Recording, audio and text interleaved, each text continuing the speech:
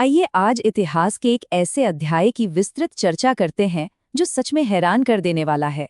बात होगी प्राचीन मगध की, एक ऐसा इलाका जो कभी भयंकर लड़ाइयों और सैन्य ताकत का केंद्र था।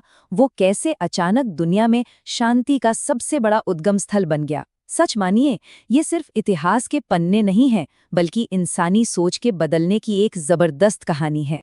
तो सबसे बड़ा सवाल यही उठता है कि खून खराबे और रक्तपात की नींव पर खड़ा एक साम्राज्य भला प्राचीन विश्व में शांति का सबसे बड़ा प्रतीक कैसे बन गया? है ना ये एक अजीब सा विरोधाभास। सोचिए, हम उस जमाने की बात कर रहे हैं जहां ताकत का मतलब सिर्फ युद्ध जीतना होता था। तो फिर ऐसा क्या हुआ जिसने इतनी भयानक हिंसा को ज्ञान और करुणा में बदल दिया? इस पूरी कहानी को अच्छे से समझने के लिए चलिए सबसे पहले वहां के भूगोल पर नजर डालते हैं। इस नक्शे को देखिए। आधुनिक बिहार में पटना, गया और राजगीर आज कैसे दिखते हैं? आज जिसे हम बिहार कहते हैं ना, असल में वही इस प्राचीन मगध साम्राज्य का दिल था। लगभग 1000 सालों तक यही वो केंद्र था जहां से पूरे भारतीय उपमहाद्वीप की राजनीति, संस्कृति और यहां तक की अर्थव्यवस्था भी तय होती थी। सच में ये उस वक्त के भारत का एकदम सेंटर पॉइंट था। अब एक सवाल आना लाजमी है, मगध इतना पावरफुल बना कैसे? खैर, इसके पीछे कई जबरदस्त रणनीतिक कारण थे। सबसे बड़ा वरदान तो इसकी भौगोलिक स्थिति ही थी। ये गंगा घाटी की बेहद उपजाऊ जमीन पर बसा था। ऊपर से गंगा, सोन और चंपा जैसी नदियों ने इसे चारों तरफ से एक तरह की प्राकृतिक सुरक्षा दे रखी थी, और साथ ही व्यापार के लिए शानदार जलमार्ग भी मिल गए थे। और हाँ, राजधानी को पाटलिपुत्र यानी आज के पटना शिफ्ट करना तो इनका एक मास्टर स्ट्रोक साबित हुआ। यहाँ से पूरे उपमहाद्वीप के व्यापारिक रास्तों को आसानी से कंट्रोल किया जा सकता था। इसी मजबूत नींव पर आगे चलकर कई ताकतवर राजवंशों का उदय हुआ। 413 ईसा पूर्व में शिशुनाग वंश आया, फिर 345 ईसा पूर्व में नंद वंश ने मगध की ताकत को और बढ़ाया। लेकिन असली गेम चेंजर पल आया 321 ईसा पूर्व में, जब चंद्रगुप्त ने सत्ता संभाली और मशहूर मौर्य साम्राज्य की नींव रखी। यहाँ से मगध का विस्तार जिस रफ्तार से हुआ, वो वाकई अभूतपूर्व था। तो चलिए चर्चा के पहले भाग की ओर बढ़ते हैं, मौर्य साम्राज्य की शक्ति। ये वो दौर था जब मगध ने अपने भौगोलिक विस्तार और सैन्य ताकत की अकल्पनीय ऊंचाइयों को छुआ था। जरा सोच कर देखिए, इतिहास में पहली बार चंद्रगुप्त मौर्य और उनके बाद बिंदुसार के नेतृत्व में भारतीय उपमहाद्वीप का एक बहुत बड़ा हिस्सा एक ही शासन के नीचे आ गया था। इन्होंने सिर्फ सिकंदर के छोड़े हुए क्षत्रपों को ही नहीं हराया, बल्कि अपने साम्राज्य की सीमाओं को खींचकर आधुनिक अफगानिस्तान, बलूचिस्तान और मध्य एशिया तक ले गए। ये एक सचमुच का विशाल और अखंड साम्राज्य था। और इतने बड़े साम्राज्य को संभालने के पीछे क्या राज था? एकदम अचूक फॉर्मूला, एक बहुत ही ताकतवर सेना और एक मजबूत अर्थव्यवस्था। इनकी सेना में लाखों पैदल सैनिक, घुड़सवार और खूंखार युद्ध हाथी शामिल थे। लेकिन इन्होंने अपना सारा ध्यान सिर्फ युद्ध पर नहीं लगाया। व्यापार को बढ़ावा देने के लिए उत्तरापथ जैसी लंबी सड़कों का जाल बिछाया गया, नदियों के रास्ते व्यापार को बढ़ाया गया और सिक्कों का चलन शुरू हुआ। और इन सब के पीछे काम कर रहा था चाणक्य का अर्थशास्त्र, जिसने इस पूरे सिस्टम को इतना मजबूत बना दिया था कि वो एकदम अजेय लगने लगे थे। अब आते हैं चर्चा के दूसरे भाग पर, कलिंग युद्ध, जो 261 ईसा पूर्व में हुआ। सम्राट अशोक के शासन में एक ऐसा भयानक मोड़ आया जिसने इतिहास की पूरी दिशा ही पलट कर रख दी। युद्ध क्यों हुआ, ये समझने के लिए हमें कलिंग के बारे में जानना होगा। आज के उड़ीसा के पास स्थित कलिंग पूर्वी तट का एक बेहद समृद्ध और आजाद राज्य था। इनकी नौसेना बहुत कुशल थी, दक्षिण पूर्व एशिया के साथ इनके शानदार व्यापारिक संबंध थे, और सबसे अच्छी बात, यहाँ की संस्कृति बहुत ही शांतिपूर्ण और मिलीजुली थी। लेकिन अशोक के लिए, जो पूरे भारतवर्ष को एक करना चाहते थे, कलिंग का स्वतंत्र रहना खटक रहा था। और नतीजा, उन्होंने कलिंग पर आक्रमण कर दिया। 2,50,000। जरा एक पल के लिए इस आंकड़े के बारे में सोचिए। ये संख्या किसी को भी अंदर तक हिला सकती है। कलिंग का युद्ध भारतीय इतिहास के सबसे खूनी युद्धों में गिना जाता है। खुद सम्राट अशोक के शिलालेख बताते हैं कि इस जंग में 1 लाख से ज्यादा लोग मारे गए और करीब 1.5 लाख लोगों को उनके घरों से खदेड़कर निर्वासित कर दिया गया। ये तबाही सच में शब्दों में बयां करने लायक नहीं थी। आगे बढ़ते हैं भाग 3 की ओर, अशोक का शांति का मार्ग। बिल्कुल यहीं से क्रूर विजय की उस कहानी ने अचानक करुणा का रूप लेना शुरू किया। इतने भयानक नरसंहार ने अशोक के मन में एक गहरा भूचाल ला दिया। अशोक के 13वें शिलालेख पर लिखे ये शब्द आज भी इतिहास की गवाही देते हैं।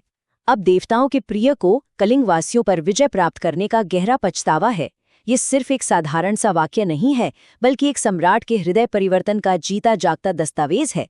जब अशोक ने युद्ध के मैदान में उस अपार दुख और लाशों के ढेर को देखा, तो उनकी जीत का सारा घमंड पल भर में राख हो गया। उन्हें एहसास हुआ कि यह कोई जीत नहीं, बल्कि इंसानियत की बहुत बड़ी हार है। अगर कलिंग युद्ध से पहले और बाद की नीतियों को आमने सामने रखकर देखा जाए तो फर्क एकदम साफ नजर आता है। पहले जहां मगध का मुख्य लक्ष्य ज्यादा से ज्यादा जमीन जीतना, शाही शिकार करना और बड़े पैमाने पर पशु बलि देना था, वहीं कलिंग के बाद की दुनिया बिल्कुल अलग थी। अशोक ने धर्म विजय यानी धर्म और करुणा के रास्ते पर चलकर लोगों का दिल जीतने का फैसला किया। उन्होंने अहिंसा को अपनाया, वन्यजीव संरक्षण पर जोर दिया और यहाँ तक कि जानवरों के शिकार पर भी सख्त पाबंदी लगा दी। क्या जबरदस्त बदलाव था ये! देखते देखते अशोक ने मगध को एक मिलिट्री मशीन से बदलकर एक शानदार कल्याणकारी राज्य बना दिया। उन्होंने हमेशा के लिए युद्ध से तौबा कर ली। अब पैसा हथियारों पर नहीं, बल्कि इंसानों और जानवरों के लिए अस्पताल बनवाने, पक्की सड़कें बिछाने और रास्तों में छायादार पेड़ लगवाने पर खर्च होने लगा। अहिंसा के सिद्धांत कड़ाई से लागू किए गए और उनके शासन के अगले 40 साल एक ऐसे शांति और सद्भाव के युग के गवाह बने जिसकी उस वक्त कल्पना करना भी मुश्किल था। अब आते हैं भाग 4 पर, बौद्ध धर्म का प्रसार। अशोक के हृदय परिवर्तन ने न सिर्फ एक साम्राज्य को बदला, बल्कि दुनिया के एक बड़े हिस्से की दिशा ही तय कर दी। कलिंग के बाद अशोक को जिस शांति की तलाश थी, वो उन्हें महात्मा बुद्ध की शिक्षाओं में मिली। अगर हम बुद्ध के जीवन पर संक्षेप में नजर डालें तो सिद्धार्थ गौतम एक राजकुमार थे। उन्होंने महलों में सारी सुख सुविधाओं के बीच जीवन बिताया था, लेकिन जब उन्होंने पहली बार एक बूढ़े व्यक्ति, एक बीमार, एक मृत व्यक्ति और एक सन्यासी को देखा, तो वे जीवन के दुखों के बारे में गहराई से सोचने लगे। करीब 29 साल की उम्र में उन्होंने राजमहल, अपनी पत्नी और पुत्र को छोड़ दिया। इस घटना को महाभिनिष्क्रमण कहा जाता है। वर्षों की कठिन तपस्या के बाद उन्हें एहसास हुआ कि शरीर को अत्यधिक कष्ट देना सही रास्ता नहीं है। फिर बोधगया में एक पीपल के पेड़ के नीचे ध्यान करते हुए उन्हें ज्ञान प्राप्त हुआ और वे बुद्ध यानी जागृत कहलाए। ज्ञान मिलने के बाद उन्होंने सारनाथ में अपना पहला उपदेश दिया, जिसे धर्म चक्र प्रवर्तन कहते हैं। उन्होंने लोगों को 4 आर्य सत्य और अष्टांगिक मार्ग का उपदेश दिया। अगले 45 वर्षों तक वे शांति, करुणा, अहिंसा और मध्यम मार्ग का संदेश देते रहे, जब तक कि करीब 80 वर्ष की आयु में कुशीनगर में उनका महापरिनिर्वाण नहीं हो गया। उनकी कहानी का सार यही है कि ज्ञान, करुणा, संयम और सत्य की खोज मनुष्य को महान बनाती है। और सच कहूं तो अशोक इन्हीं विचारों से गहराई से प्रभावित हुए। उन्होंने अपनी शाही ताकत का इस्तेमाल जमीन जीतने के लिए नहीं, बल्कि इन्हीं शांति के विचारों को फैलाने के लिए किया। अशोक ने एशिया, यूनान और मध्य पूर्व तक मिशनरियों को प्रायोजित किया, जिससे बौद्ध धर्म महज एक स्थानीय संप्रदाय से एक वैश्विक धर्म बन गया। इस शांति के संदेश को फैलाने के लिए सच में बहुत बड़े कदम उठाए गए। पूरे उपमहाद्वीप में सांची जैसे अनुमानित 84,000 स्तूपों का निर्माण करवाया गया। अशोक ने अपने बच्चों तक को श्रीलंका भेजा ताकि वहां बौद्ध आदर्शों का प्रचार हो सके। इसके अलावा तीसरी बौद्ध संगीति का आयोजन किया गया और धर्म प्रचार के लिए यूनानी बौद्ध भिक्षुओं को भी बढ़ावा दिया गया। ये एक ऐसा समय था जब विचारों और ज्ञान के जरिए दुनिया को जोड़ा जा रहा था, न कि तलवार के जोर से। और अंत में भाग 5, नालंदा की विरासत।